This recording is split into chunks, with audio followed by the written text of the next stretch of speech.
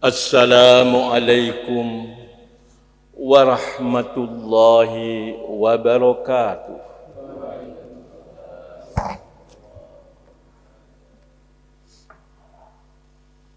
Alhamdulillahi rabbil alamin.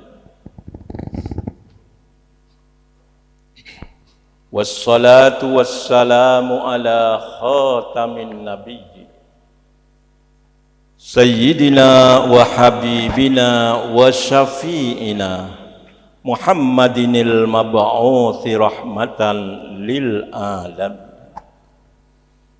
wa ala alihi wa ashabihi wa man sara ala nahjihi wahtada bihadyihi ila yaumiddin.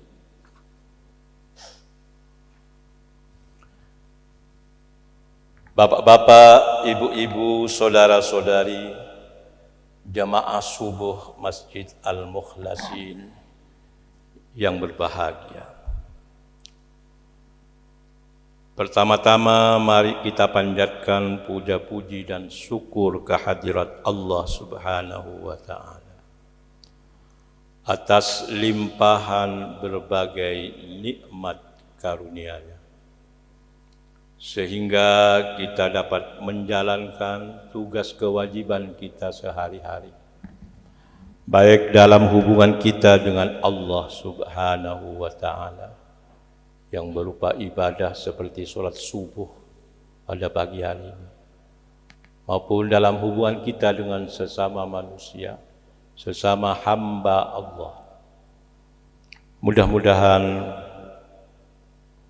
kesempatan dan kemampuan seperti yang kita peroleh pada pagi hari ini berlanjut terus sampai akhir hayat kita. Amin ya mujibas sa'il. Kita juga bersyukur kepada Allah bahwa kita dapat menikmati berbagai fasilitas, berbagai kemudahan dalam kehidupan kita. Antara lain dalam dunia komunikasi, dunia informasi, kita telah menikmati berbagai kemudahan itu. Dengan kemajuan dalam bidang informasi, kita dengan mudah dapat mengakses berbagai informasi yang kita butuhkan. Dengan kemajuan dalam bidang komunikasi, kita dengan mudah dapat berkomunikasi dengan lebih baik dan lebih intens dan mudah dengan pihak-pihak yang kita ingin berkomunikasi.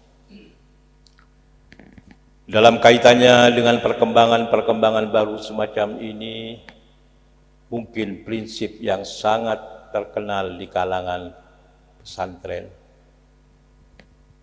yang berbunyi al-muhafadzatu alal qadimis salih wal akhdhu bil jadidil aslah, layak untuk kita pegangi. Prinsip itu artinya adalah al-muhafadzatu, menjaga dan memelihara, alal qadimis salih, sesuatu yang lama tapi yang dianggap masih baik dan membawa kemaslahatan. Tapi kita tidak boleh bertahan hanya pada yang lama, tapi bersedia wal akhdhu bil jadidil aslah, bersedia untuk mengambil yang baru sepanjang yang baru itu memang lebih baik dan lebih membawa kemaslahatan. Saya kira dalam kaitannya dengan kemajuan ilmu pengetahuan, kemajuan teknologi termasuk komunikasi dan informasi, prinsip itu sangat penting untuk kita pegang. Kita akui kehidupan kita ini semakin enak, semakin mudah, semakin baik lantaran manfaat dari semua itu.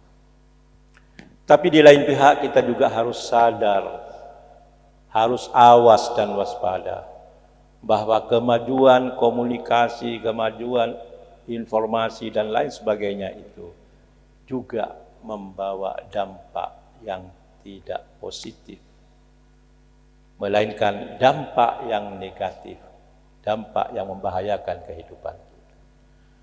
Maka di sini prinsip yang juga dipegang teguh di kalangan pesantren yang berbunyi khudh ma sofa wada ma kadar. Ambillah yang sofa, khudh ma sofa. Ambillah yang sofa, yang jernih, yang baik, yang positif. Wada ma kadar. Dan tinggalkanlah yang keruh, yang butek kata orangnya, yang kotor. Jadi kita harus selektif dalam menikmati berbagai kemajuan ilmu dan teknologi, terutama dalam bidang komunikasi dan bidang informasi. Ini perlu saya tekankan karena kita sering menghadapi kenyataan bahwa media sosial sebagai salah satu bentuk pengejawantahan dari kemajuan dalam bidang informasi, di samping membawa hal yang positif, telah membawa hal yang negatif. Tempo hari sudah saya ingatkan bagaimana ideologi khilafah yang menafikan batas-batas negara dan kewenangan dari negara-negara bangsa sudah bermain di media sosial dengan propaganda-propaganda yang alhamdulillah gagal. Propaganda yang meminta kita untuk tunduk kepada rukyat pemerintah Arab Saudi. Jangan tunduk kepada rukyat di masing-masing negara bangsa seperti Indonesia, Pakistan, India, Malaysia, dan lain sebagainya. Itu juga memanfaatkan media sosial. Sekitar seminggu yang lalu, tepatnya hari Sabtu yang lalu, jam 7 pagi saya menerima telepon dari Yunda kandung saya dari kota Surabaya. Dia sedang kebingungan apakah dia akan berpuasa Arafah pada hari itu. Mengapa dia bingung? Karena medsos begitu gencar menyuarakan suara-suara sumbang tentang puasa Arafah pada hari Sabtu tanggal 9 Juli yang lalu. Begitu gencarnya medsos yang masuk di smartphone Yunda saya, sehingga Yunda saya pada hari itu sebetulnya ragu-ragu apakah akan berpuasa. Tapi yang jelas dia tidak ingin berhari raya hari itu, karena masjid sebelahnya itu, masjid di Surabaya itu umumnya masjid berhari raya hari Ahad. Tapi untuk berpuasa pada hari Sabtu dia tidak berani. Mengapa? Karena di medsos begitu viral tuduhan bahwa akibat kezaliman pemerintah RI, rakyatnya dikorbankan untuk melaksanakan puasa sunat hari Arafah tidak sesuai dengan sunnah Rasul, sehingga itu haram. Karena di Arab Saudi sudah berhari raya Idul Adha pada hari Sabtu itu. Maka ketika kita di Indonesia, karena keputusan pemerintah dalam penetapan awal bulan Dzulhijjah, ya, yang jatuh pada hari Jumat dulu ya, maka akibatnya rakyat Indonesia sebagian besar berpuasa Arafah pada hari yang diharamkan orang berpuasa. Sungguh kezaliman yang luar biasa. Begitulah yang dibaca oleh Yunda saya. Maka Yunda saya ingin ngecek bagaimana adik saya di Jogja. Untung dia masih ingat bahwa dia punya adik yang sedikit banyak mengerti mengenai agama. Saya katakan pada Yunda, Yunda mau hari raya besok, maka sekarang ini sudah puasa Arafah. Karena puasa Arafah itu tidak harus bertepatan dengan wukufnya orang di Arafah di Mekah sana. Tapi puasa sunat hari Arafah itu adalah tanggal 9 Dzulhijjah. Di mana tanggal 9 Dzulhijjah itu? Ya di mana-mana. Kalau di Indonesia tanggal 9 Dzulhijjahnya bertepatan dengan 9 Juli, iya 9 Juli. Tapi saya sudah tidak berniat puasa. Saya bilang, apa boleh saya sekarang mau puasa? Saya katakan, silahkan Yunda puasa sekarang juga. Niatnya sekarang juga. Karena untuk puasa sunat tidak berlaku ketentuan harus niat sebelum fajar. Hadis yang mengatakan, malam yujmi'is siyama qoblal fajri fala siyamalah. Barang siapa yang tidak berniat puasa sejak sebelum fajar, maka tidak sah puasanya, tidak ada puasa baginya. Hadis itu berlaku untuk siyam wajib, siyamu Ramadan. Puasa wajib harus diniatkan sejak sebelum fajar, kalau perlu sejak malam hari. Tapi untuk puasa sunat tidak berlaku ketentuannya. Karena dalam hadis Rasulullah Muhammad SAW, kata istri beliau yang tercinta, Sayyidatuna Aisyah radhiyallahu anha, Rasulullah suatu ketika masuk ke rumah Aisyah, lantas bertanya, hal indakum min syai'? Adakah kamu memiliki sesuatu, makanan, minuman, camilan?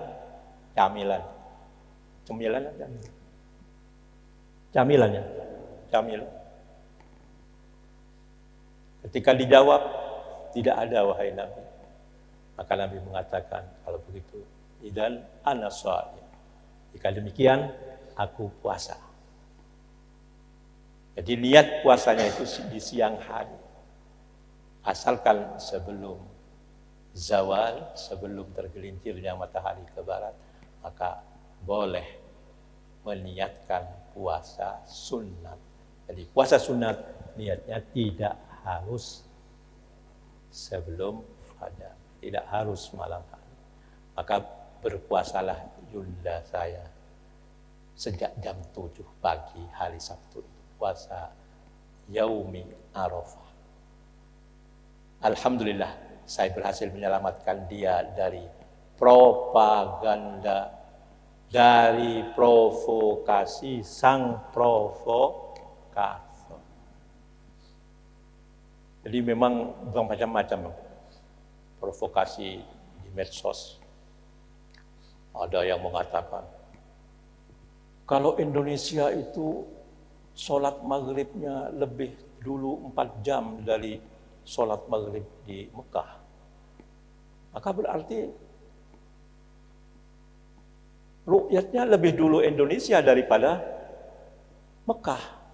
Ini orang yang tidak paham ilmu falak, yang tidak paham astronomi. Saya punya adik kelas di Fakultas Syariah yang pernah menjadi direktur Peradilan Agama Kementerian Agama, Departemen Agama waktu itu. Kemudian naik menjadi Direktur Jenderal Peradilan Agama di Mahkamah Agung. Adik kelas saya itu bernama Dr. Andes Haji Wahyu Widiana MA. Dr. Andesnya dari Sapen, dari IAIN Sunan Kalijogo, MA-nya dari Amerika mengenai astronomi. Ya, kemudian kemarin itu sempat menulis di medsos mengenai mengapa ru'yat di Arab Saudi bisa lebih dulu daripada Indonesia. Beliau jelaskan bahwa ketika tanggal 29 Dzulqa'dah, ya, di Indonesia posisi hilal sangat rendah sehingga tidak bisa diru'yat. Dalam bahasa saya, wujuduhu ka'ada mihi. Adanya hilal pada waktu itu tak ubahnya bagaikan tidak adanya hilal karena terlalu tipis, terlalu rendah di atas horizon, di atas ufuk. Kemudian 4 jam kemudian hilal itu berada di Arab Saudi, posisinya sudah tinggi. Sehingga pada tanggal 29 Dzulqa'dah kemarin itu di Indonesia tidak bisa ru'yat. 4 jam setelah itu di Saudi Arabia berhasil ru'yat. Jadi mereka membandingkan antara hilal, bulan yang itu berdasarkan membandingkan awal bulan hijriyah yang itu didasarkan pada perjalanan bulan dengan waktu sholat yang berdasarkan perjalanan matahari. Orang gaduh. Tapi itu masuk di medsos yang begitu itu. Sehingga banyak orang, iya ya, lucu Indonesia ini. Memang pemerintahnya zalim, macam-macam.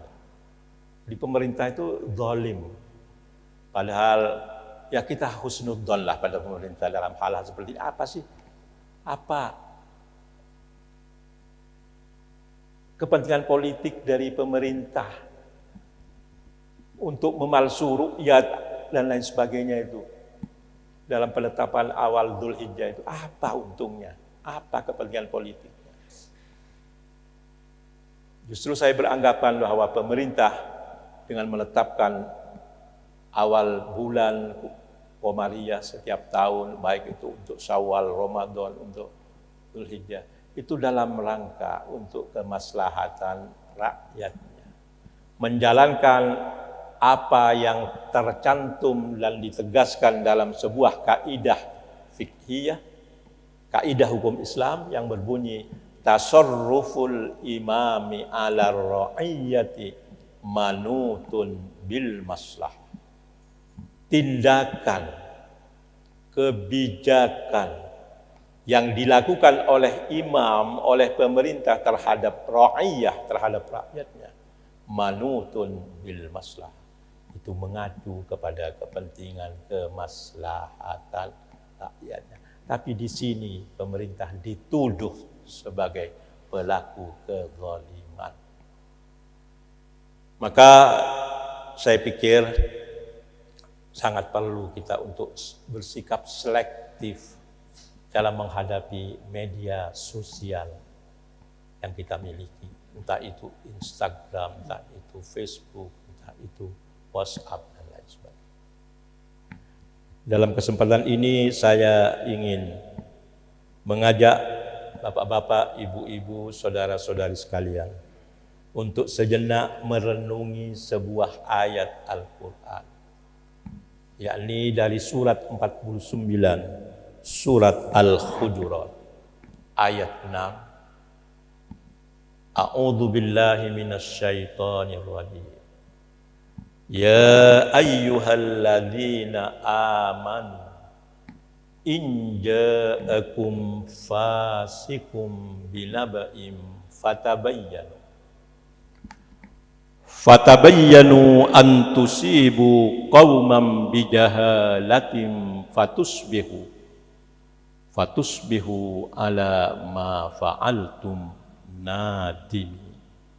Ayatnya tidak panjang, tapi berisi prinsip yang sangat penting dalam sikap kita menerima berita, termasuk berita di media sosial. Ya ayyuhalladzina amanu, wahai orang-orang yang beriman. Di sini diketuk hati kita sebagai hamba-hamba Allah yang beriman. Bukan manusia biasa, tapi manusia-manusia yang beriman yang diketuk hatinya dalam ayat ini. In ja'akum fasikum binaba'im fatabayyanu. Jika datang kepadamu seorang yang fasik, Orang yang keluar dari ketaatan pada ajaran agama, orang yang tidak beres. Yang tidak beres ini tidak harus dia pakaiannya telanjang, tapi bisa jadi pakaiannya jubah, ya, pakaiannya jubah, surban dan lain sebagainya, hijab, jilbab dan lain sebagainya. Tapi perilakunya, sikapnya menunjukkan bahwa dia tidak taat kepada ajaran agama. In ja'akum fasikum binabai, jika datang kepadamu seorang fasik dengan membawa naba. Naba, kata para ulama, berarti khobar, tapi bukan khobar sembarang khobar, tapi khobar yang memiliki arti kedudukan yang sangat penting. Jadi naba adalah khobarun azim, berita yang penting, berita yang memiliki dampak yang cukup signifikan, sehingga dikatakan bahwa kullu naba'in khabaru wa laisa kullu khabarin naba'an. Setiap naba pastilah khabar, tapi tidaklah setiap khabar berarti naba, karena naba khusus untuk khabar, untuk berita yang memiliki dampak, memiliki akibat yang sangat besar. Apabila termasuk dalam hal yang saya maksud naba ini adalah berita tentang kehidupan berbangsa dan bernegara, kehidupan beragama dan lain sebagainya, itu adalah berita yang besar. Bukan berita seperti orang kehilangan dompet di Pasar Beringharjo, jalan-jalan di Malioboro, kemudian ketemu tukang becaknya kelenger dan lain sebagainya. Itu bukan naba, itu khobar saja. Dalam ayat ini Allah mengingatkan tentang naba. Jika datang kepadamu orang fasik dengan membawa naba, dengan membawa berita yang memiliki dampak yang luas, dampak yang penting, fatabayyanu, maka tabayyunilah berita itu. Jangan langsung ditelan mentah-mentah. Kalau berita itu kita terima dari medsos, dari WA, jangan langsung berita itu, konten itu jangan langsung kita share. Jangan langsung di-sharing. Jangan langsung diposting kemana-mana. Tapi fatabayyan, tabayyunilah. Tabayyun ini adalah bentuk masdar dari kata tabayyana, yatabayyanu tabayyunan. Tabayyana fi'il madhi, yatabayyanu fi'il mudhari. Tabayyana fi'il madhi, kata kerja bentuk lampau, tabayyana. Yatabayyanu, kata kerja bentuk sekarang, mudhari, bentuk sekarang dan yang akan datang. Yatabayyanu. Tabayyunan masdarnya. Tabayyun itu adalah masdar dari tabayyana, yatabayyan. Fi'il amrnya, kata kerja perintahnya adalah tabayyan. Tabayyan, tabayyana, yatabayyanu, tabayyan. Kalau untuk anta, tabayyan. Tapi kalau untuk antum, tabayyanu. Ayat ini menggunakan in ja'akum fasikum binaba'im fatabayyan. Jika datang kepadamu sekalian, kamu sekalian, kamu orang banyak, orang-orang yang beriman tadi, jika datang kepadamu seorang fasik membawa berita yang memiliki dampak yang sangat luas, memiliki arti yang sangat penting. Fatabayyanu, maka lakukanlah tabayyun. Apa tabayyun itu? Tabayyun itu adalah tolabul bayan. Tolabul bayani, meminta, mencari kejelasan. Tolabul bayan. Kalau tabayyana, ya tabayyanu, bermakna tolabal bayana, yatlubul bayana. Sedangkan tabayyun adalah tolabul bayani, mencari kejelasan. Cari kejelasan lebih dulu. Jangan langsung di-share kemana-mana. Tapi lakukan klarifikasi. Lakukan check and recheck. Sejauh mana informasi itu benar. Jangan-jangan seperti yang biasa sekarang terjadi adalah berita-berita, konten-konten hoax.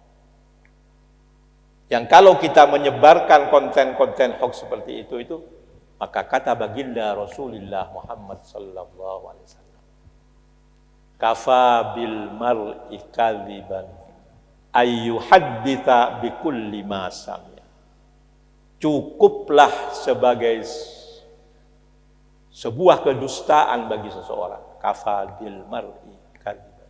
Cukuplah bagi seseorang sebagai sebuah kedustaan. Artinya sudah sangat tepat kalau orang itu dianggap kadzib, pendusta, ayyuhadditsa bikulli ma sami'a. Kalau dia menceritakan segala apa yang dia dengar, ayyuhadditsa bikulli ma sami'a. Jadi orang yang begitu mendapatkan konten di WA tanpa diklarifikasi lebih dulu, langsung disebarluaskan kemana-mana, itu termasuk yang dimaksud oleh hadis Nabi tadi. Dalam lafaz yang lain dikatakan kafa bil mar'i itsman ayyuhadditsa bikulli ma sami'a. Cukuplah bagi seseorang sebagai sebuah dosa, maka orangnya dianggap pendosa, ayyuhadditsa bikulli ma sami'a, kalau dia menceritakan setiap apa yang dia dengar, apa yang dia peroleh di medsos langsung disebar luaskan. Itu cukup sebagai sebuah dosa. Artinya orangnya sudah sangat layak untuk dicap, diberi predikat sebagai pendosa. Na'udzubillah. Jadi Al-Quran tadi minta agar supaya kalau kita menerima berita, jangan langsung diterima, jangan langsung di-share, tapi tabayyuni dulu. Lakukan klarifikasi. Lakukan check and recheck dan semacam. Mengapa Al-Quran begitu serius meminta umat Islam ini untuk bersikap seperti itu? Antusibu qaumam bijahalatin. Antusibu qauman. Ini menurut para ahli tafsir, sebetulnya ada kata li sebelum an, kemudian la sesudah an. Aslinya sebetulnya li an la tusibu qauman bijahalatin. Allah memerintahkan kamu untuk tabayyun itu supaya li'an la tusibu, agar supaya kamu tidak menimpakan musibah Qauman, kepada sebuah kaum, kepada sebuah komunitas, kepada sebuah kelompok masyarakat. Bijahalatin. Bijahalatin bisa berarti bisa babijahalatin, lantaran ketidaktahuan kamu. Pengetahuanmu hanya didasarkan pada medsos. Ya. Itu termasuk pengetahuan yang didasarkan pada jahalah, pada ketidaktahuan. Atau bijahalatin di sini berarti mutalabbisina bijahalah. Atau jahilina halah, dalam keadaan kamu tidak tahu tentang keadaan mereka yang sebenar. Kaum itu yang sebenarnya kayak apa itu kamu tidak tahu. Dalam keadaan kamu tidak tahu seperti itu, kamu telah menimpakan musibah, menjatuhkan vonis kepada kelompok atau komunitas itu. Saya ingat satu peristiwa, Bapak. Ini bukan ngerasa nih, tapi kita belajar dari pengalaman. Saya masih ingat peristiwa tahun 2004. Dan ini saya khawatir akan berulang pada tahun 2024. Pada tahun 2004 itu kalau tidak salah, ada pilpres yang pasangan calonnya itu tidak hanya 2, tapi 4, betul ya? Ya, kalau tidak salah pasangan Mega Hasyim, SBY JK, kemudian Amin Rais Siswono, betul ya? Kemudian Wiranto Gus Solah. Paham ya? Betul ya? Saya terus terang, pada tahun 2004 itu termasuk orang yang kagum terhadap salah satu partai politik. Yang saya anggap partai politik yang paling idealis, paling bersih. Pokoknya yang paling-paling lah, bagus. Sehingga saya sering diundang kalau ada acara-acara di partai politik yang bersangkutan. Terus terang saya termasuk yang pengagumnya. Tapi ketika tahun 2004 itu citra partai itu di mata saya berbalik 180 derajat.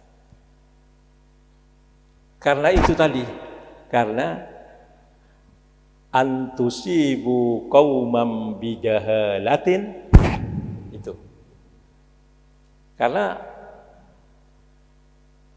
banyak kader-kader partai ini menimpakan musibah kepada sebuah komunitas, sebuah kelompok lantaran ketidaktahuannya. Ceritanya itu partai ini pada putaran pertama, kan 2 putaran toh Pak ya. Pada putaran pertama mendukung salah satu pasangan calon, anti terhadap pasangan calon yang lain. Wajar itu, saya kira wajar. Yang tidak wajar itu ialah ketidaksenangan kepada pasangan tertentu itu diekspresikan dengan memperbanyak selebaran, menyebarluaskan SMS yang memfitnah partai dari salah satu pasangan yang tidak disenangi. Dikatakan oleh dalam berbagai selebaran dan SMS itu bahwa partainya SBY, Partai Demokrat itu didominasi oleh orang-orang non-Islam. Calon-calon DPR dari partai itu sekian, ya hampir 80% non-Muslim. Yang Muslim hanya 20 atau tidak sampai.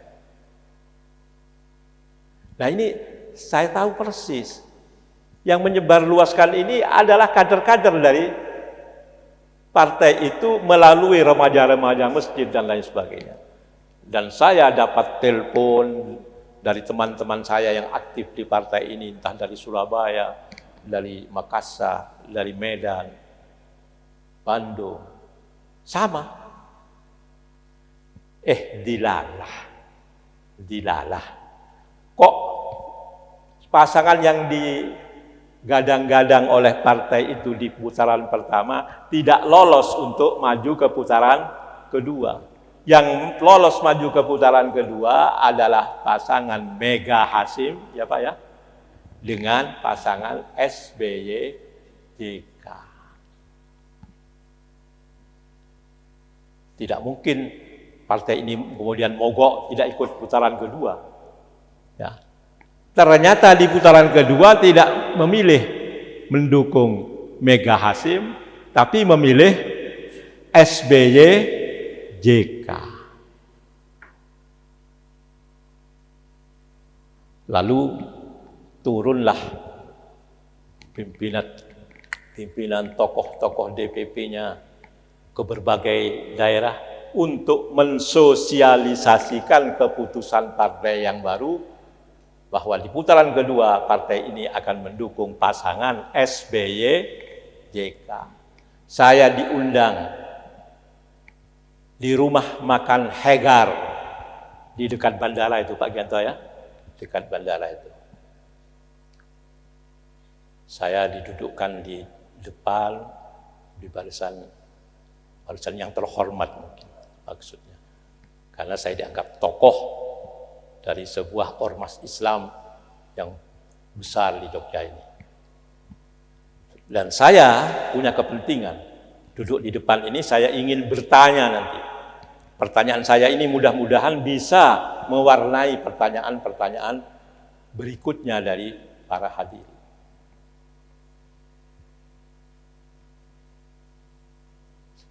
Maka berpidatulah, memberikan pengarahan tokoh dari DPP partai itu, yang kelak tokoh ini menjadi orang pertama di partai ini, DPP partai ini. Menjelaskan bagaimana ceritanya kok partai ini di putaran kedua mendukung SBY JK. Dikemukakanlah MOU dan lain sebagainya antara partai ini dengan pihak SBY JK. Maka dia meminta kader-kader yang hadir, kader-kadernya se-DIY ya, se-DIY kader-kadernya dan simpatisan-simpatisannya seperti saya ini yang diundang itu. Di hadapan mereka si tokoh dari pusat ini minta agar supaya kita beralih dukungan kepada SBY JK. Alhamdulillah saya bisa berbicara pertama. Saya katakan peralihan dari pasangan A ke pasangan B di putaran kedua adalah sebuah hal yang wajar. Yang tidak wajar ialah kalau peralihan ke putaran kedua ini dilakukan setelah pada putaran pertama partai ini terlibat black campaign untuk menjelek-jelekan pasangan yang sekarang didukung di putaran kedua. Apakah begini ini cara berpolitik orang Islam? Saya katakan bahwa saya tidak lagi kagum kepada Anda.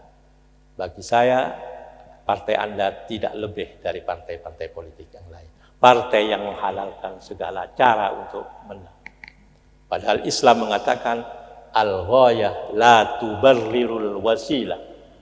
Tujuan tidak boleh menghalalkan segala cara. Tujuan yang baik harus dicapai dengan cara yang baik. Saya katakan, saya ceritakan bahwa saya menerima di putaran pertama informasi melalui WA, melalui selebar yang menjelek-jelekan SBY JK. Mengapa sekarang justru SBY JK yang didukung? Apa Anda tidak malu? Saya sampai katakan seperti itu. Singkat cerita, ternyata apa yang saya katakan ini betul-betul mempengaruhi jalannya pertemuan pada malam itu. Karena apa? Karena kader-kader dari partai itu dari berbagai kabupaten dan kota di Yogyakarta ini menggugat DPP-nya. Di mana kami harus meletakkan muka kami? Karena pada putaran kedua kami disuruh untuk menjelek-jelekan pasangan yang sekarang kami harus dukung di putaran kedua. Alhamdulillah. Akhirnya pihak tokoh dari DPP ini mengakui keteledorannya, terlalu percaya kepada informasi yang mereka terima tentang pasangan SBY JK. Bahwa Bu Kristiana siapa? Bu siapa ya? Bu SBY itu siapa? Kristina siapa panggilannya? Bu Ani, itu Nasrani macam-macam kan? Waktu itu kan begitu Pak ya? Ya. Si tokoh ini minta maaf. Ya, insya Allah Pak Malik, ke depan kami akan berpolitik secara lebih Islami. Syukur, alhamdulillah, mudah-mudahan saya bilang.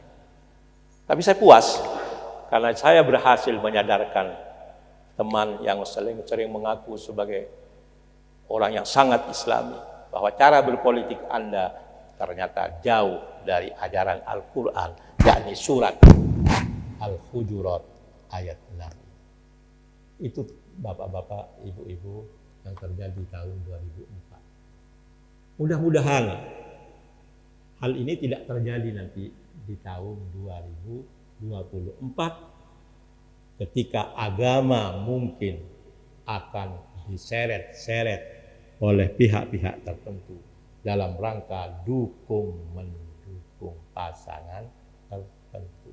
Padahal itu tidak lebih dari kepentingan pribadi kelompok. Maka kita kembali kepada ayat tadi. Antusibu qauman, supaya kamu jangan menimpakan musibah kepada satu kaum, kepada pasangan tadi sudah diberi vonis lebih banyak 80% non-Islam, padahal ternyata dalam kenyataannya calon dari Partai Demokrat yang masuk menjadi anggota DPR mayoritas adalah beragama Islam. Tapi dalam medsos waktu itu belum ada ya. Dalam di mana? Di SMS, di selebaran yang muncul ialah mayoritas non-Islam. Kita sudah terlanjur terjebak. Antusibu qauman, menimpakan musibah kepada suatu kaum bijahalatin, lantaran ketidaktahuan. Maka apa akibatnya? Fatusbihu ala ma fa'altum nadim. Kata para ulama, fatusbihu, fa-nya di sini adalah fa sababiyah nasibah bi an mudmarah wujud. Fa yang berarti sababiyah yang bisa menasabkan dengan bantuan an yang mudmarah, yang disembunyikan. Fatusbihu, maka akibatnya kalau kamu tidak melakukan tabayyun sehingga menimpakan musibah kepada sebuah kelompok, sebuah komunitas lantaran ketidaktahuanmu, akibatnya fatusbihu, kamu akan menjadi nadimina ala ma fa'al, akan menjadi orang-orang yang menyesal atas apa yang telah kamu perbuat. Kalau masih punya penyesalan itu bagus. Yang kita khawatirkan itu tidak punya rasa penyesalan. Wah, itu biasa politik. Fatusbihu ala ma fa'altum. Maka akibatnya kamu akan menjadi orang yang menyesal atas apa yang kamu perbuat. Kalau kita tidak tabayyun, kalau kita tidak saring sebelum sharing, kita akan menyesal. Yang jelas penyesalan itu pasti akan datang di akhirat. Kalau tidak datang di dunia, di akhirat nanti akan datang penyesalan itu ketika penyesalan sudah tidak ada gunanya. Bapak-bapak, ibu-ibu, saudara-saudari sekalian, sambil ngaji mengenai ayat, mengenai penafsiran ayat ini. Ayat ini punya sababun nuzul. Sababun nuzul itu adalah sebab turunnya ayat atau historical background, historical context, latar belakang historis atau konteks historis turunnya sebuah ayat. Itu disebut sababun nuzul. Jamaknya, bentuk pluralnya adalah asbabun nuzul. Mengenai sebab nuzulnya ayat ini, sebab turunnya ayat ini turun dalam konteks apa? Ada riwayat dari Imam Ahmad dan Ibnu Abi Dunya serta At-Tabarani dan lain-lain bisanadin jayyidin, dengan sanad yang jayyid, dengan sanad yang baik, mata rantai transmisi yang baik alias tidak dhaif, tidak lemah, dari seorang sahabat bernama Al-Haris bin Darar Al-Khuzai. Haris bin Darar Al-Khuzai. Qala, berkata Al-Haris berkata, qadimtu ala Rasulillah sallallahu alaihi wasallam. Aku datang menghadap baginda Rasulullah sallallahu alaihi wasallam. Fada'ani ilal Islam. Lalu Rasulullah mengajakku untuk masuk Islam. Fadakhaltu fihi, maka aku pun masuk Islam. Wa aqrartu bihi, dan aku mengakui kebenaran Islam itu. Berikrar mengakui kebenaran Islam. Wa da'ani ila zakah. Lalu Nabi mengajakku untuk menunaikan ibadah zakat. Fa aqrartu biha, maka saya setuju. Saya mau mengakui kewajiban zakat itu. Wa qultu, dan aku berkata, ya Rasulullah, wahai baginda Rasul, arji'u ila qaumi fa'ad'uhum ilal Islam wa ada'iz zakat. Wahai baginda Rasul, saya akan kembali dulu untuk menemui kaumku, komunitasku. Fa'ad'uhum ilal Islam, lalu aku akan ajak mereka untuk masuk Islam.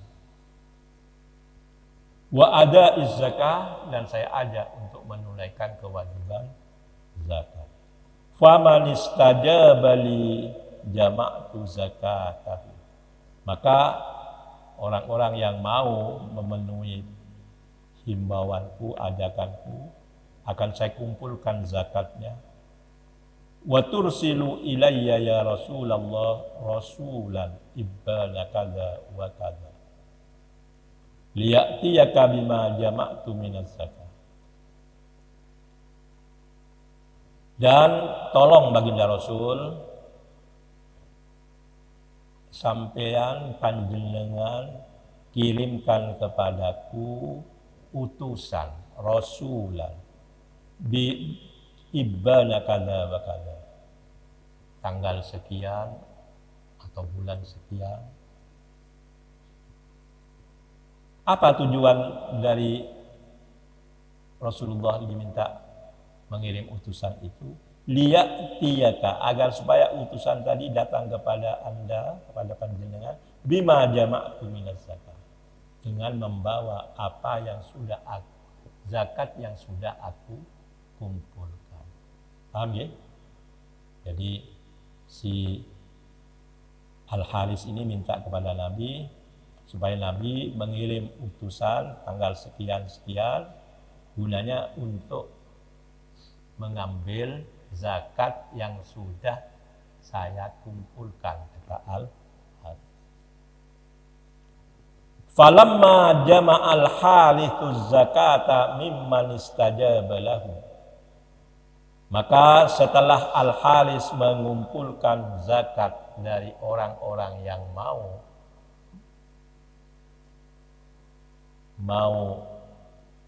merespon permintaan kewajiban zakat tadi, wa balaghal ibbanul ladzi arada Rasulullah sallallahu alaihi wasallam ayyab'asa ilaihi, dan waktu di mana baginda Rasul akan mengirimkan utusan tadi sudah tiba, bulan sekian tanggal sekiannya sudah tiba. Ihtabasar Rasul, ternyata utusan Nabi itu ikhtabasa, tidak bisa sampai ke tujuan, tertahan di dalam. Falam ya'ti, maka tidak datang utusan itu. Fadhannal halisu an qad hadasa fihi suhtatun minallahi wa rasul. Maka Al-Haris mengira jangan-jangan Nabi duka, Nabi marah, kok utusannya tidak datang, padahal janjinya tanggal sekian-sekian kan datang, tapi ternyata tidak. Fada'a sarawati qaumihi faqala, maka Al-Haris mengumpulkan elit-elit kaumnya, tokoh-tokoh kaumnya, Bani Mustalik ini, Bani Mustalik. Faqala lahum, lalu Al-Haris berkata kepada para tokoh kaumnya ini, Rasulullah sallallahu alaihi wasallam kana waqtali waqtan yursilu ilayya rasulahu liyaqbida ma kana indana minaz zakah. Rasulullah sallallahu alaihi wasallam telah menetapkan waktu kepadaku, yang pada waktu itu, dalam waktu itu Rasulullah akan mengirimkan utusannya untuk memungut zakat yang ada pada kita. Dan Rasulullah itu tidak pernah goroh, Rasulullah tidak pernah ingkar janji. Wala ara habsa rasulihi illa min sukhbatin, dan saya tidak melihat tertahannya utusan Rasul itu kecuali karena beliau marah. Saya kira karena marah beliau. Kok utusannya tidak datang-datang. Fantoliku bina na'ti Rasulullah sallallahu alaihi wasallam. Maka mari berangkat bersama kami, bersama kita. Na'ti, kita datangi Rasulullah sallallahu alaihi wasallam. Kita datangi Rasulullah sallallahu alaihi wasallam. Itu terjadi seperti itu. Di lain pihak, Rasulullah wa ba'asa Rasulullah al-Walid ibn Uqbah bin Abi Mu'aid wa huwa akhu Utsman radhiyallahu anhu li ummihi ilal Harits liyaqbida ma kana indahu mimma jama'a minaz zakat. Di lain pihak, baginda Rasul itu sebetulnya sudah mengutus seseorang, yakni Al-Walid bin Uqbah bin Abi Mu'aid, yang dia ini adalah saudara seibu dari Utsman bin Affan. Tujuannya liyaqbida ma kana indahu mimma jama'a minaz zakat. Tujuannya adalah untuk supaya Al-Walid bin Uqbah ini mengambil zakat yang sudah dikumpulkan oleh Al-Haris. Tapi falamma saral walidu ila an balagha ba'dat tariqi faraja'a. Tapi setelah Al-Walid ini berjalan sampai beberapa kilometer atau mil gitu kira-kira, dia ketakutan. Lalu dia kembali, lalu datang kepada baginda Rasulullah sallallahu alaihi wasallam melapor. Faqala innal haditha mana'ani zakata wa arada. Wahai baginda Rasul, sesungguhnya Al-Haris tidak mau bayar zakat kepadaku dan malah bermaksud Padahal dia belum bertemu dengan Al-Haris. Tapi dia sudah lapor, memberikan informasi bahwa Al-Haris tidak mau bayar zakat, Al-Haris mau membunuh dia.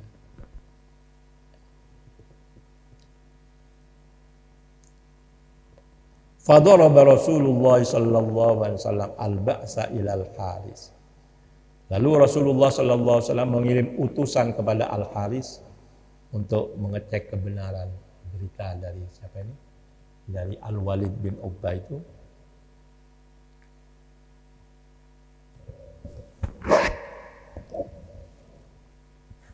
Fa'aqbala al-Haris bi ashabihi hatta istaqbalahu al-ba'su wa qad fasala 'anil Madinah. Maka Al-Haris dengan sahabat-sahabatnya, dengan rombongannya dari Bani Mustalik itu berangkat mau menemui Rasul. Di tengah jalan bertemu dengan utusan Rasul, bertemu dengan utusan Rasul untuk mengecek kebenaran berita dari Al-Walid bin Uqbah. Qalu kelompok yang diutus Nabi ini untuk mengecek ini berjumpa dengan kelompok Al-Haris. Nah, hadzal Haris. Ini toh Al-Haris. Falamma wasiyahum, ketika mereka sudah bertemu berserkepung itu, qala Al-Haris bertanya kepada rombongan yang diutus Nabi untuk mengecek tadi, ila man bu'istum, kepada siapakah kamu diutus? Qalu, rombongan itu menjawab, ilaika, kami diutus untuk mencari kamu. Qala walima, Al-Haris berkata lagi, walima, ngapain saya dicari? Ngapain kamu mencari saya? Qalu, mereka menjawab, utusan Rasul tadi menjawab, inna Rasulullah sallallahu alaihi wasallam ba'asa ilaikal Walida ibna Uqbah faza'ama annaka mana'tahu zakata wa aradda qatlahu. Mereka menjawab bahwa Rasulullah sallallahu alaihi wasallam telah mengutus kepadamu, wahai Al-Haris. Siapa? Mengutus Al-Walid bin Uqbah. Faza'ama, dia mengaku, annaka mana'tahu zakata, dia mengaku bahwa kamu tidak mau membayar zakat. Wa aradta qatlahu, dan kamu bermaksud membunuh Al-Walid bin Uqbah. Qala la, Al-Haris menjawab, tidak. Walladzi ba'atsa Muhammadan bil haqq, demi dia yang telah mengutus Muhammad dengan benar, dengan hak, artinya demi Allah, kata Al-Haris. Ma ra'aituhu batta, saya sama sekali gak melihat Al-Walid itu. Kok dia bilang saya tidak mau bayar zakat, bahkan saya mau membunuh dia. Wah, aku ora delok blas. Ora delok dheweke blas. Ma ra'aituhu battat wala atani, dan dia tidak datang kepadaku.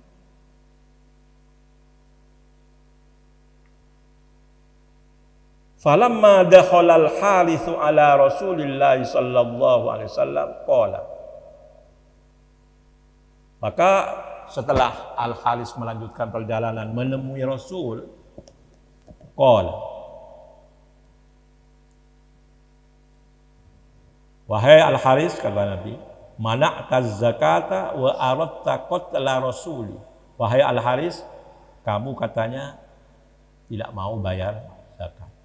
Wa aradta qatla rasuli, dan kamu bermaksud membunuh utusanku. Qala, Al-Haris menjawab, la, Walladzi ba'asaka bil haqqi ma ra'aituhu wala ra'ani. Tidak, demi Allah yang telah mengutusmu dengan hak, ma ra'aituhu wala ra'ani.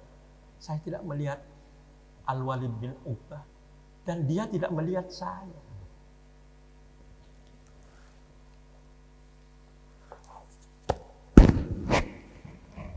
Wala akbaltu illa hina ihtabasa alayya Rasulillah sallallahu alaihi wasallam khasyata ayyakuna sukhtatun minallahi wa rasulih.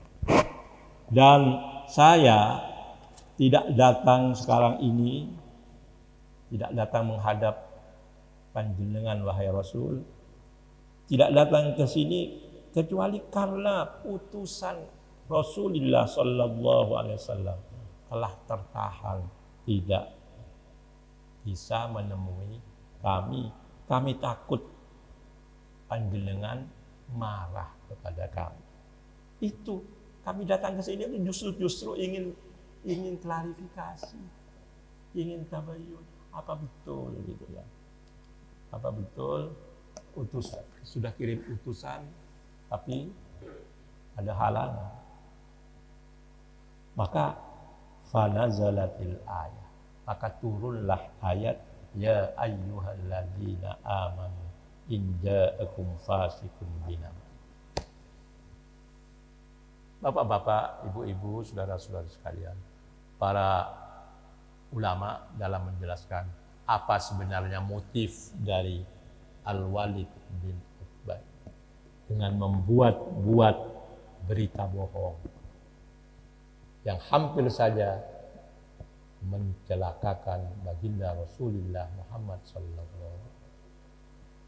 Ada yang mengatakan bahwa antara Al-Walid bin Uqbah dengan pihak Al-Haris ada permusuhan, dendam, ada maujadah, dendam, permusuhan di masa jahiliyah yang belum sempat terkikis habis. Ada juga penafsiran-penafsiran yang lain yang mengatakan bahwa sebenarnya Al-Walid bin Uqbah itu ketika bertemu di tengah jalan dengan rombongannya Al-Haris yang mau ke Madinah, yang mau ke Nabi, mereka melihat rombongannya Al-Haris kok banyak. Dia kira itu akan menyerang dia. Padahal sebetulnya Al-Haris ini ingin menemui utusan Rasul itu, tapi dia salah sangka, lalu dibuatlah cerita yang mengada-ada tadi. Itulah yang terjadi. Bapak-bapak, alhamdulillah Allah menyelamatkan baginda kita Rasulullah Muhammad sallallahu dari kemungkinan tertipu oleh ulah Al-Walid bin Uqbah. Sehingga tidak jadi beliau menimpakan musibah kepada kaum Bani Mustalik di bawah Al-Haris Al-Khuzai tadi. Maka tidak jadi baginda Rasulullah untuk menyesal karena tidak sampai menerima begitu saja berita bohong yang dibawa oleh Al-Walid bin Uqbah. Satu hal yang saya tertarik untuk memberikan catatan ialah penjelasan para ahli tafsir mengenai pemilihan kata in, tidak idza dalam ayat itu. Dalam dipilihnya kata in, tidak idza, tapi in ja'akum, tidak idza ja'akum. Dikatakan dalam tafsir-tafsir wat ta'biru bi kalimati in allati hiya lisyakki. Saya kok sudah dilirik-lirik oleh batalnya wudhu itu, mungkin sudah lama ya. Wat ta'biru bi kalimati in allati hiya lisyakki lil isyarati ila annal ghaliba fil mu'mini ayyakuna yaqidan ya'rifu madakhilal umuri wa ma yatarattabu 'alaiha. Wa id yakunu hadza sya'nal mu'minin fala yaji'uhum kadzibun yakdzibu 'alaihim. Wa in waqa'a dzalika yakunu 'ala nadratin wakil. Diungkapkannya kalimat in, kata in, bukan idza. Yang in ini dalam bahasa Arab lisyak, untuk menunjukkan keraguan. Beda dengan idza. Kalau idza itu lil muhaqqaq, untuk sesuatu yang diyakini pasti akan terjadi. Seperti tadi surat yang dibaca oleh Pak Nana itu. Idza zulzilatil ardu zilzalah wa akhrajatil ardu athqalah. Idza zulzilatil ardu. Apabila bumi telah digoyang dengan segoyang-goyangnya. Ya. Itu lil muhaqqaq, untuk sesuatu yang pasti akan terjadi. Tidak bisa tidak. Besok di hari kiamat itu bumi ini akan diguncang dengan begitu dahsyat. Itu lil muhaqqaq. Tapi dalam ayat ini tidak digunakan idza itu, tapi digunakan in, jika.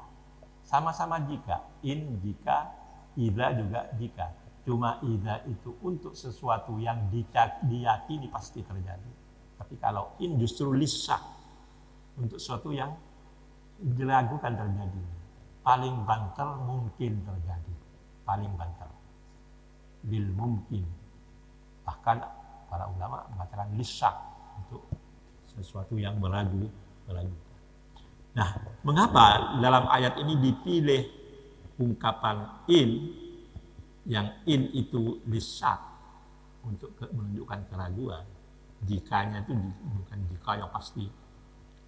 Itu kata para ahli tafsir lil isyarati, untuk mengisyaratkan ila annal ghaliba fil mu'mini ayyakuna yaqidhan, untuk mengisyaratkan pada galibnya, pada kebiasaannya seorang mukmin itu selalu terjaga, selalu awas dan waspada.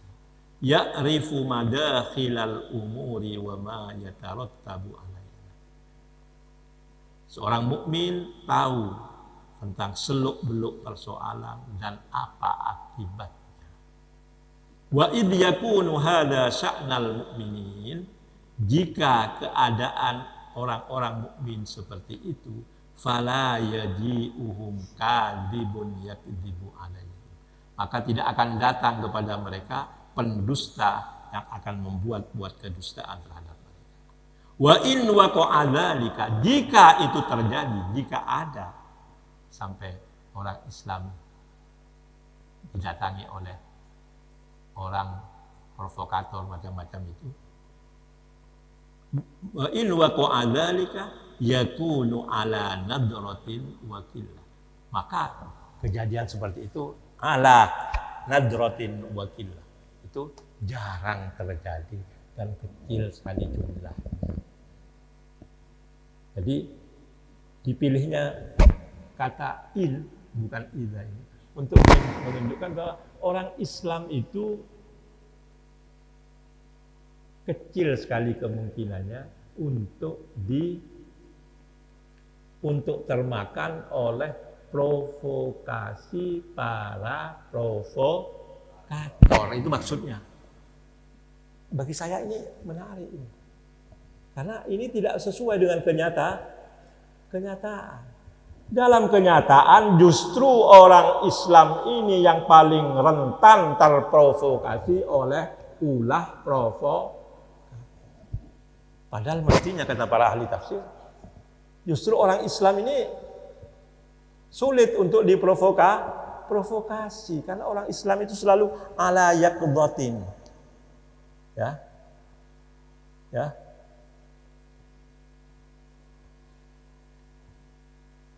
Yaqid ayyakuna yaqidan ya'rifu madakhilal umuri wa ma yatarattabu 'alaiha. Seorang mukmin itu senantiasa terjaga, waspada, mengetahui madakhilal umur, seluk-beluk persoalan, wa ma yatarattabu 'alaiha, dan akibat-akibatnya. Maka kalau sampai ada orang mukmin terprovokasi, itu sebenarnya ala nadrotin wakillah katanya. Itu jarang terjadi dan jumlahnya kecil. Tapi dalam kenyataannya justru terbalik. Justru orang Islam ini paling rentan untuk diprovokasi. Coba, ada selebaran-selebaran berisi tentang isu seorang pastor mengumumkan begini-begini akan menyerang orang Islam dan lain sebagainya. Udah ribut. Ya. Kita paling gampang diprovokasi. Apalagi kalau provokasinya dengan sentimen keagamaan. Maka bagi saya ini kok bisa begitu? Ya? Kata para ahli tafsir, justru dengan penggunaan ini seharusnya orang Islam itu paling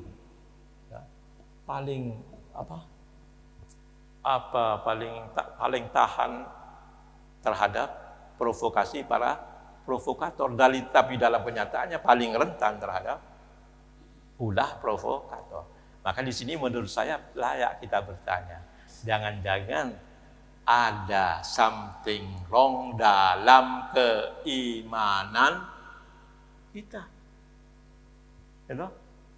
Mestinya orang beriman seperti itu, kata para ahli tafsir. Tapi kok kenyataannya kita ini justru sangat rentan untuk diprovokasi.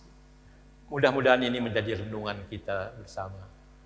Ya, apa yang saya sampaikan ini berdasarkan ada referensinya, ya, kitab yang saya bawa ini. Ya, mudah-mudahan ada manfaatnya. Amin ya mujibas sa'ilin. Saya mohon maaf terlalu panjang saya memberikan tausiah ceramah pada pagi hari ini. Saya sebetulnya sudah sadar ketika akan berangkat dari rumah itu. Iya ya. Orang itu apalagi dimuat di YouTube itu. Kalau terlalu panjang tidak bosan mendengar. Menghabiskan baterai. Ya toh? Menghabiskan baterai. Saya ingin setengah jam aja lah kalau bisa setengah jam, 20 menit. Ya Pak Ganto gitu ya. Ya atas keteledoran saya ini saya mohon maaf. Tapi mudah-mudahan ada manfaatnya. Amin. Mari kita berdoa. Tawassulan bil amali shalih istijabati du'aina. Al-Fatihah. A'udzu billahi minasyaitonir rajim. Bismillahirrahmanirrahim. Alhamdulillah. Ar-Rahmanir Rahim. Maliki yaumiddin. Iyyaka na'budu wa iyyaka nasta'in. Ihdinas siratal mustaqim. Siratal ladzina an'amta 'alaihim. Waladdallin. Bismillahirrahmanirrahim. Alhamdulillahi rabbil alamin. Hamdan yuwafi ni'amahu wa yukafi'u mazidah.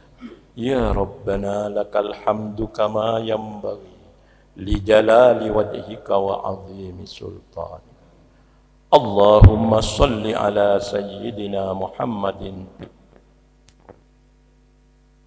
wa afiyatil abdani wa shifaiha wa nuril absari wa diyaiha wa ala alihi wa sahbihi wa sallim. Allahumma ja'al ijtima'ana hadha ijtima'an mubarakan marhuma waj'al tafarruqana ba'dahu tafarruqan ma'suma. Allahumma la tada' lana fi ijtima'ina hadha dhanban illa ghafarta wala hamman illa farrajta wala daynan illa qadayta wala hajatan min hawaijid dunya wal akhirati hiya laka ridan illa qadaytaha ya arhamar rahimin wa ya awwalal awwalin wa ya akhiral akhirin wa ya dzal quwwatil matin wa ya rahimal masakin wa ya arhamar rahimin La ilaha illa anta subhanaka inni kuntu minadh dhalimin. Allahumma arinal haqqa haqqa warzuqna ittiba'ah wa arinal batila batila warzuqna ijtinabah. Allahumma anfa'na bima 'allamtana wa 'allimna ma yanfa'una wa zidna ilma. Rabbana la tuzigh qulubana ba'da idh hadaitana wa hab lana min ladunka rahmah innaka antal wahhab. Rabbana hab lana min azwajina wa dhurriyyatina qurrata a'yun waj'alna lil muttaqina imama. Rabbana atina fid dunya hasanah wa fil akhirati hasanah wa qina adzabannar. Wa sallallahu ala sayyidina Muhammad wa ala alihi wa sahbihi wa sallam. Walhamdulillahi rabbil alamin. Bisirril Fatihah. A'udzu billahi Bismillahirrahmanirrahim. Alhamdulillahi rabbil alamin. Ar-Rahmanir Rahim. Iyyaka na'budu Shiratal ladzina